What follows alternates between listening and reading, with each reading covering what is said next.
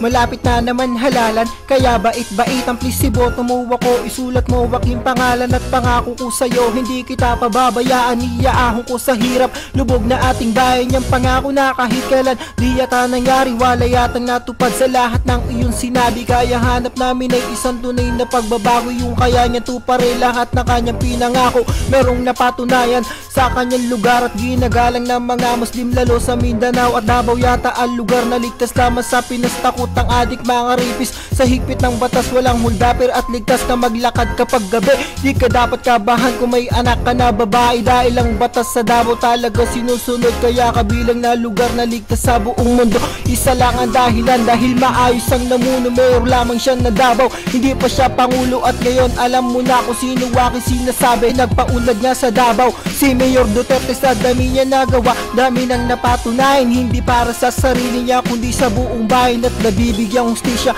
mga naging krime. Kaya dapat batas ni Digong ay dapat yung sundin. Pero may taong nagagalit kasi daw pumapatay, aba di ka mamamatay kung di ka susuway. Kaya sigaw ng mga tao, maraming Pilipino gusto namin si Duterte para sa pagbabago, at kami nakasuporta mga OFW. Ikaw aming hinihintay na sumunod maging pangulo, dahil nga sawa na kami sa mga nagdaang pinuno. Wala man natupad sa kanilang ipinangako. Nasaan di ko makita matuwid daw na daan, traffic nga lang dun sa EDSA di na masolusyonan. At saan nga ba napunta perang tulong sa Yolanda? Ninakaw nyo ito kasi sobra kayong buwaya. At kailan ba matatapos taning balasan na iyak kaming OFW binibigay nyo na problema? Kaya ang dasal namin isang tunay na pagbabago, yung kaya niyan tupare lahat ng kanyang pinangako. At ikaw hiling namin na sana maging presidente, sa halalan iboboto ko si Mayor Duterte.